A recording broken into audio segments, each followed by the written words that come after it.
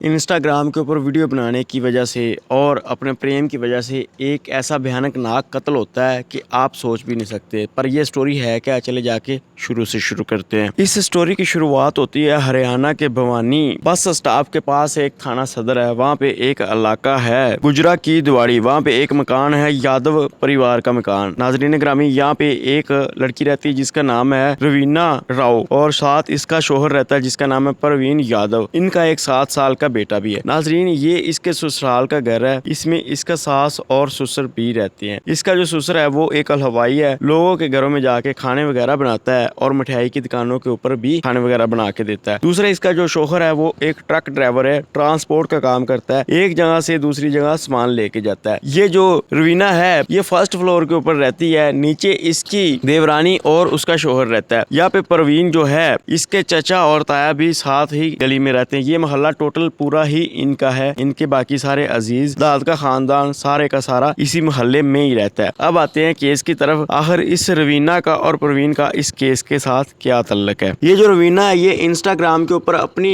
Reel वगैरह बनाती रहती है, अपनी वीडियो वगैरह बनाती है और साथ यूट्यूब के एक चैनल के ऊपर भी काम करती है जो चैनल किसी और का है। और ये काम के सिलसिले में अक्सर बाहर जाती रहती है। 2-2 3-3 दिन इसे बाहर रहना पड़ता है। अपनी वीडियो वगैरह शूट करके आती है और वापस आने के बाद 2-3 दिन घर रुकती है और फिर चली जाती है। इसकी जिंदगी ऐसे ही कट रही थी। इसे रोज की एक वीडियो का 2000 से 2500 रुपया मिल रहा था। इस वजह से इसकी कमाई भी काफी अच्छी खासी हो रही। अब ये 23 मार्च 2025 को अपने बेटे की वजह से वापस अपने घर आती है। बेटे का कोई फंक्शन था। ये वैसे ही बेटे की तबीयत ठीक नहीं थी, ये मिलने उसे घर आती है। इसका जो शोहर था प्रवीण यादव, इसने अपना ट्रक लेके जाना था लेकिन ये अपनी बीवी की वजह से रुक जाता है और 23 मार्च से 25 मार्च आ जाती है। 25 मार्च की रात को ये खाना वगैरह खाते हैं और सो जाते हैं। अगले दिन सुबह 26 मार्च को जब सब लोग देखते हैं कि प्रवीण यादव जो है वो घर में नजर नहीं आ रहा, वो इसकी बीवी से पूछते हैं तो वो कहती है कि वो रात को तो यहाँ पे था, रात 3 बजे मैंने उठ के देखा तो वो सीढ़ियों के ऊपर बैठा बीड़ी पी रहा था, लेकिन उसके बाद मुझे पता नहीं कि वो किधर चला गया। वो ये बात करती है और करने के बाद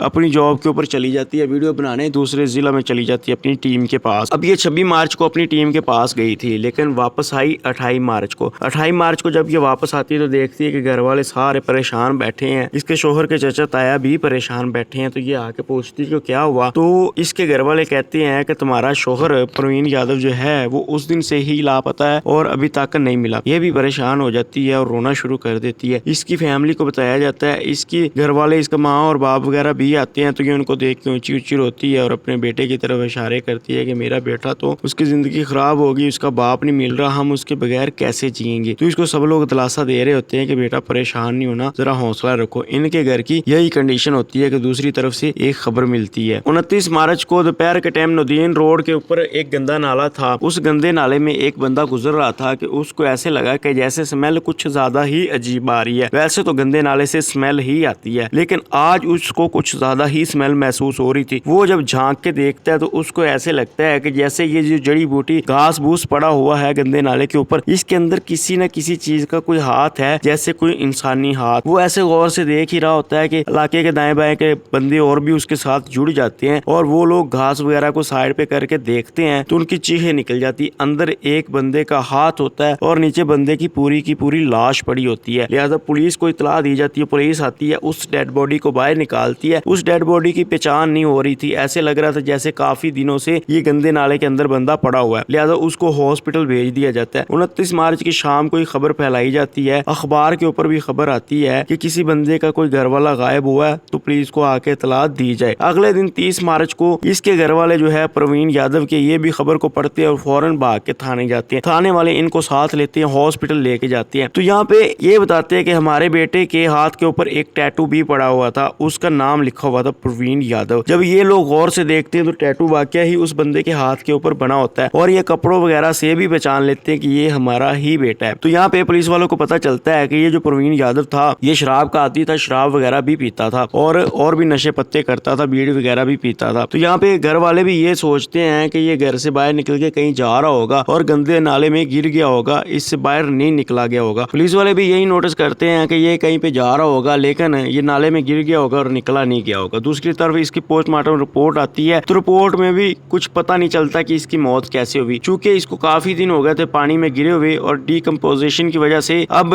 इसकी पहचान नहीं हो रही रही थी कि इसकी मौत कैसे हुई। दूसरी तरफ गंदा नाला था, उसमें इसकी जल्दी ये डेड बॉडी गल सड़ रही थी। अब ये अपने घर बैठे होते हैं, सारे उसके अंतिम संस्कार कर देते हैं। ये जो रुबीना होती है अपने घर वालों को, अपने माँ बाप को देख के, अपने बेटे को देख के बार बार रो रही होती, बेहोश हो रही होती। इसकी कंडीशन काफी ज्यादा खराब होती है। सारे लोग इसे तसल्लियां दे रहे होते हैं कि बेटा जो तुम्हारे नसीब में थे अब वो तो हो गया। 32 साल इसकी उम्र थी और इस उम्र में ये बेवा होगी। दुख तो इसे काफी ज्यादा हो रहा था, बाकी लोगों को भी काफी दुख हो रहा था, लेकिन अब कोई क्या कर सकता था। यहाँ पे बैठे बैठे ये जो प्रवीण यादव था, इसके छोटे भाई और इसके चाचा के बेटे को ध्यान आता है कि हमारा जो भाई था वो इतना ज्यादा भी नशा नहीं करता था कि वो गंदे नाले के पास जाए और उस नाले में जाके गिर जाए और उससे बाहर ना निकला जाए। दूसरी तरफ ये घर से 6 किलोमीटर दूर गंदे नाले के ऊपर लेने किया गया था और तीसरी तरफ भाभी कह रही थी कि रात 3 बजे तक ये घर था। जारी बात है अगर ये गया है तो 3 बजे के बाद ही गंदे नाले के ऊपर गया है, तो वो अपनी तरफ से जांच करना शुरू कर देते हैं कि अगर हमें इस तरह का कुछ मिला तो हम पुलिस को इतला देंगे वरना चुप कर जाएंगे। लिहाजा वो अपने घर के दाएं बाएं जितने भी सीसीटीवी कैमरे लगे होते हैं, मोहल्ले में जितने भी लगे होते हैं, सब लोगों का मिन्नत तरला करते हैं कि हमें सीसीटीवी वीडियो दिखाई जाए। लिहाजा इनको पता होता है कि 3 बजे के बाद ही वो बाहर निकला होगा। ये 3 बजे के बाद से वीडियो देखना शुरू कर देते हैं। 3 बजे से लेके अगले दिन सुबह 7-8 बजे तक की वीडियो देखते हैं, लेकिन इनका भाई प्रवीण यादव तो घर से निकलता नजर ही नहीं आता। ये कहते हैं कि ये क्या हुआ, वो किधर गया। अब ये 3 बजे से पीछे की वीडियो देखना शुरू कर देते हैं। इनको और तो कुछ नजर नहीं आता। एक चीज नजर आती कि रात 11 बजे इनके घर के दाएं बाएं एक बंदा मोटरसाइकिल के ऊपर आता है, उसने हेलमेट लिया हुआ है, तो वो घूम फिर के फिर वापस चला जाता है। दोबारा फिर वो 11:30 बजे आता है, फिर वो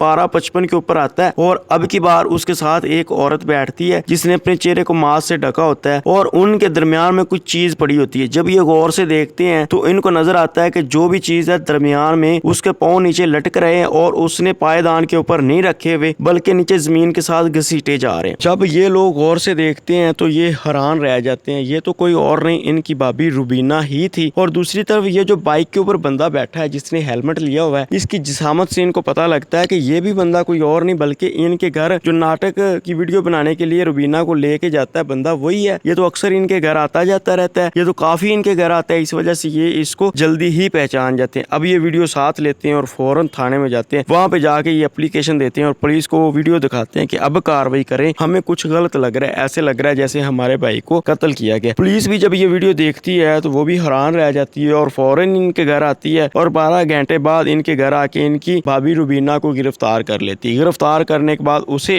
थाने में लेके जाया जाता है, उसकी कॉल हिस्ट्री निकलवाई जाती है, उसकी लास्ट लोकेशन निकलवाई जाती है, उसका सारा डाटा निकलवाया जाता है। और दूसरी तरफ वो जो बंदा इसके साथ था उसका नाम था सुरेश गौरे। अब सुरेश गौरे जो होता है उसका भी सारा डाटा निकलवाया जाता है, कॉल हिस्ट्री निकलवाई जाती है और उसकी लोकेशन भी निकलवाई जाती है। यहाँ पे ये चीज क्लियर हो जाती है कि ये जो रुबीना थी और सुरेश गौरे था, इन दोनों की रात 12:55 के ऊपर लोकेशन सेम हुई और 2:15 तक इनकी लोकेशन सेम ही रही। पहले ये इनके घर के करीब लोकेशन इकट्ठी हुई, उसके बाद ये गंदे नाले के ऊपर गए। गंदे नाले के ऊपर जाने के बाद ये 2:15 के ऊपर वापस घर पहुंचे और इनकी लोकेशन अलग अलग हो गई। अब पुलिस रुबीना की कॉल हिस्ट्री निकलवाती तो कॉल हिस्ट्री में भी इसकी आखिरी जो कॉल होती है वो सुरेश गौरे को ही की होती रात 11 बजे। पुलिस वाले जो होते हैं अब जाके सुरेश गौरे को भी गिरफ्तार करते हैं और रुबीना से पूछते हैं कि हाँ बीबी बताओ। अब रुबीना को भी नजर आ रहा होता है कि मेरी लोकेशन भी मिल गई, मेरे आशिक की लोकेशन भी मिल गई और हमारी वीडियो भी मिल गई जिसमें हम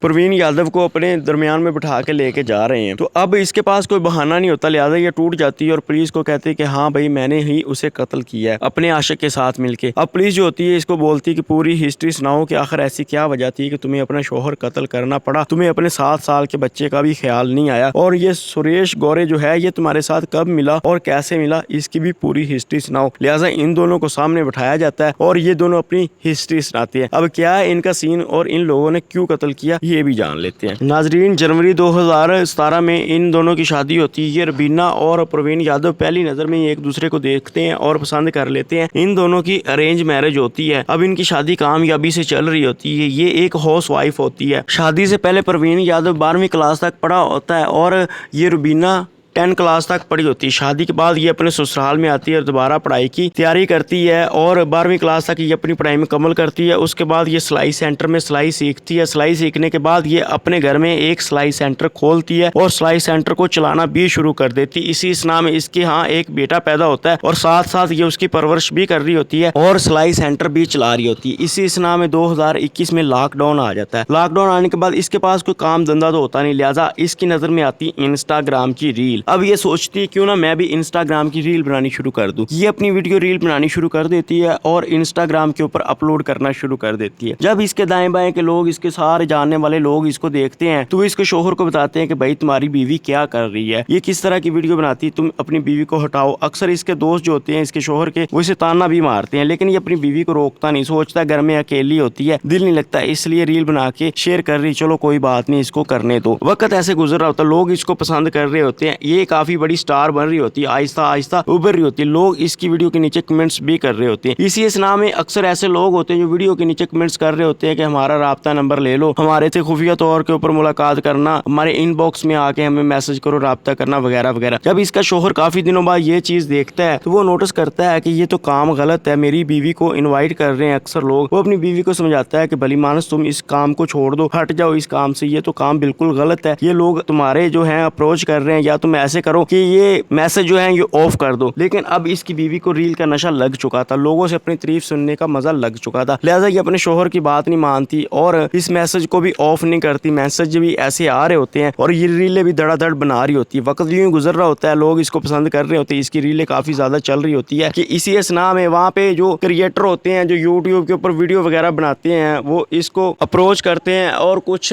क्रिएटर तो इसके पास पहुंच जाते हैं। पहुंचने के बाद वो इसे कहते हैं कि देखो हमारे साथ वीडियो बनाया करो यूट्यूब के ऊपर, तो हमें एक दिन का 2000-2500 रुपया एक वीडियो की शूट का ले लिया करो। लिहाजा ये मान जाती है और 2-3 दिन अक्सर घर से बाहर निकलती है वीडियो के काम के सिलसिले में। जब इसका शोहर ये सब कुछ देखता है तो वो अपनी बीवी को मना करता है कि देखो ये तुम क्या कर रही हो, ये तुम 2-3 दिन घर से बाहर निकलती हो, इस तरह नहीं काम चलेगा। चलो तुम वीडियो बनाना चाहती हो तो इन लोगों को बोलो कि घर आके वीडियो शूट कर लिया करे। अगर इस चीज के ऊपर भी काम नहीं चलता तो चलो 2-3 घंटे के लिए तुम चली जाया करो, लेकिन रात घर रहा करो। ये अपने शोहर की बात मानती। ये 2023-24 की बात होती है कि ये यूट्यूब के जितने भी क्रिएटर होते हैं उनको जवाब दे देती है और वीडियो बनाना बंद कर देती है। अब ये अपने घर में ही रहती, वक्त गुजर रहा होता है और ये अपने घर से कहीं भी बाहर नहीं जाती, अपने घर में इंस्टाग्राम की वीडियो बना रही होती है। दूसरी तरफ जो सुरेश गोरे होता है वो भी शादीशुदा होती है, उसकी एक बेटी और एक बेटा होता है। वो भी पहले यूट्यूब की वीडियो बनाता था और उसके पहले वो रेलवे में काम करता था, उसके बाप ने उसे मुलाजमत लगवाया था, लेकिन उसने बीच में रेलवे का काम छोड़ दिया। अपने घर वालों को कहता था कि मैं यूट्यूब की वीडियो बना रहा हूँ और उसे अक्सर पैसे भी आते थे, वो अपने घर वालों को देता था। अपने घर में वो भी ज्यादा नहीं रुकता था, ऐसे बाहर ही रहता था। कभी 6 महीने बाद या 2-3 महीने बाद 1-2 दिन के लिए घर आता। उसकी बीवी जब भी मना करती कि तुम ये क्या कर रहे हो, तो वो अपनी बीवी की बात नहीं सुनता और बाहर ही रहता था, कभी कभी ही घर आता था। उसकी बीवी भी काफी उससे ज्यादा तंग थी, लेकिन वो कर क्या सकती थी, वक्त गुजार रही थी। अब ये सुरेश गोरे जो होता है ये दोबारा फिर अप्रोच करता है और रुबीना के पास आता है, उसे आके समझाता है कि देखो तुम इतनी प्यारी एक्टिंग करती हो, यूट्यूब के ऊपर तुम्हारी वीडियो चलती है, तुम एक बड़ी स्टार बन सकती हो, इंस्टाग्राम के ऊपर भी तुम्हारी वीडियो चल रही है, ये जो तुम्हारा शोहर है ये तो तुम्हारे साथ जलता है कि कहीं तुम बड़ी स्टार ना बन जाओ। इस तरह वो बार बार उसकी तारीफें करता है और तारीफें करने के बाद इसकी जो बीवी होती है प्रवीण यादव की, रुबीना, ये फिर बाहर जाना शुरू हो जाती है और सुरेश गोरे के पास जाके वीडियो वगैरह फिर बनाना शुरू हो जाती है। यहाँ पे इस मियाँ बीवी के रिश्ते खराब होना शुरू हो जाते हैं। दूसरी तरफ ये जो रुबीना होती है ये सुरेश गोरे के पास बार बार जा रही होती है, उन दोनों का तल्लक बनना शुरू हो जाता है। यूं आस्ता आस्ता ये सुरेश गोरे के पास आती है और इन दोनों का प्यार मोहब्बत का चक्कर चलना शुरू हो जाता है और रुबीना का अपने शोहर प्रवीण यादव के साथ तल्लक खराब हो जाता है। अब ये घर भी जब आती है तो इसका शोहर जो प्रवीण यादव होता है वो इसको हाथ वगैरह नहीं लगाता, ये अलग अलग ही अपने अपने बिस्तर के ऊपर सोते हैं और इनकी जिंदगी ऐसे गुजर रही होती है। दूसरी तरफ जो सुरेश गोरे था वो भी अक्सर इनके घर आ जाता था, इसके घर से बाहर ही एक सीढ़ी अलग इनके हाल तक पहुंचती थी, इसलिए सुरेश गोरे जब भी आता बाहर से इनके घर आ जाता। इसका चूंकि शोहर जो था वो एक ट्रक ड्राइवर था, अक्सर बाहर ही रहता था, इस वजह से इसको बार बार मौका मिल जाता था। जितने भी रिश्तेदार थे उनको ये सब अपने ससुरालियों को बोल देती थी कि ये वीडियो के सिलसिले में मेरे पास आता है। ऐसे इसका जो शोहर था प्रवीण यादव वो भी ज्यादा ध्यान नहीं दे रहा था, चूंकि उसे तो पहले ही पता था कि मेरी बीवी खराब हो चुकी है, अब वो राय रास्त के ऊपर नहीं आने वाली, मेरी बात नहीं मार रही, इसलिए वो भी ज्यादा धक्का नहीं देता और ध्यान नहीं करता। वक्त यूं ही गुजर रहा होता है। ऐसे ही जब भी ये मियाँ बीवी इकट्ठे होते हैं इन दोनों के दरमियान झगड़ा होना शुरू हो जाता है। ये जो प्रवीण यादव होता है ये अपनी बीवी को रोकता है, रुबीना को कि तुम घर से बाहर ना निकला करो, घर रहा करो। आज भी 23 मार्च को जब रुबीना घर आई तो इसका शोहर पहले ही घर जाता है, ये अपनी बीवी लड़ना शुरू हो जाता है कि तुम घर से बाहर क्यों निकलते हो वगैरह वगैरह। इनकी काफी ज्यादा लड़ाई होती है। इसी वजह से रुबीना को काफी गुस्सा आता है और वो सोच लेती है कि आज तो मैंने इसका कत्ल करवा ही देना है। वो अपने आशिक को सुरेश गौरव को बताती है कि मैंने अपने पति का कत्ल करना, तुमने मेरा साथ देना, ये हम दोनों को मिलने नहीं देता और वीडियो वगैरह भी नहीं बनाने देता। सुरेश गौरव जो होता है वो कहता है ठीक है। वक्त यूं गुजर रहता है। अब 23 मार्च से 24 मार्च आ जाती है, लेकिन इनको कोई मौका नहीं मिलता कि हम दोनों कैसे इकट्ठे हुए। दूसरी तरफ ये सुरेश गोरे जो था वो भी डरता इनके घर नहीं आ रहा था कि इसके चाचा ताया के और इसके भाइयों के घर भी साथ है, अगर मैं आ गया पकड़ा गया तो मेरी मौत तो पक्की। लेकिन ये जो रुबीना होती है ये काफी इसे तसल्ली देती रहती कि तुम परेशानी हो तुम आ जाओ। लेकिन ये 24 की रात को भी नहीं आता, आगे वाली रात 25 की आ जाती है। तो रुबीना इसे बोलती कि आज आखिरी रात है, सुबह मैंने चले जाना, या तो तुम आ जाओ या तुम्हारा मेरा तल्लक खत्म। वो सुरेश को मजबूर करती है और सुरेश भी डरता डरता आ जाता है। अब वीडियो में जब ये नजर आया था कि बार बार इनके घर के करीब आता था लेकिन अंदर नहीं जाता था, वो ये ही वजह थी कि ये डरता इनके घर के पास तो आ जाता था। रुबीना इसे काफी ज्यादा तसल्ली भी दे रही होती थी, लेकिन ये डरने की वजह से फिर वापस पलट जाता था। ऐसे ही डरते डरते रात 11:30 के ऊपर इनके घर दाखिल होता है। इसका शोहर जो होता है वो सोया होता है अपने रूम में। जब ये जाता है तो इसका शोहर जाग जाता है। इन दोनों के दरमियान लड़ाई होना शुरू हो जाती। दूसरे कमरे से रुबीना भाग के चुन्नी लेके आती है जिसे हम दुपट्टा कहते हैं, वो अपने शोहर के गले में डाल देती है और दबाना शुरू कर देती। अब साथ इसके सुरेश गौरे भी मिल जाता, दोनों मिलकर इसका गला दबाते हैं और कुछ देर बाद वो मर जाता है। मरने के बाद रात 12:55 के ऊपर ये इसकी डेड बॉडी को उठाते हैं, बाइक के दरमियान में रखते हैं, किसी न किसी तरीके दूसरे माला से नीचे ला के जब दरमियान में बाइक के रखते हैं तो इसको लेके चले जाते हैं गंदे नाले के ऊपर। अब गंदे नाले के अंदर इसको फेंक के ऊपर घास फूस फेंक देते हैं। फेंकने के बाद ये 15 मिनट वहाँ पे रुकते हैं ताकि इसकी डेड बॉडी आगे बह जाए। इनकी प्लान ये होती है कि कुछ दिनों बाद इसकी डेड बॉडी यहाँ पे गल सड़ जाएगी, डिकम्पोज हो जाएगी, हमारी जान छूट जाएगी और हम सुकून से मिल सकेंगे, किसी को पता भी नहीं चलेगा। अब ये सब कुछ करने के बाद 15 मिनट रुकने के बाद वापस आते हैं। वापस आने के बाद 2:15 के ऊपर ये सुरेश गोरे जो होता है इसको इसके घर के आगे उतारता है और खुद यहाँ से चला जाता है। लेकिन आगे की वीडियो का आपको पता ही कि आगे क्या होता है। डेड बॉडी मिलने के बाद प्रवीण यादव के छोटे भाई और चाचा के बेटा को पता चल जाता है जब वो सीसीटीवी वीडियो देखते हैं और वो अपनी भाभी को पकड़वा देते हैं। अब ये रुबीना और इसका आशिक सुरेश यादव दोनों हवालात के अंदर है। दूसरी तरफ जब सुरेश यादव के घर वालों को पता चलता है 11 अप्रैल को कि तुम लोगों का शोहर जो है वो तो अपनी गर्लफ्रेंड के खामद को कत्ल करने के चक्कर में हवालात में जेल में पकड़ा गया है। अब सुरेश गोरे की वाइफ आती है और उसके घर वाले आते हैं। जब वो देखते हैं कि इतने दिनों के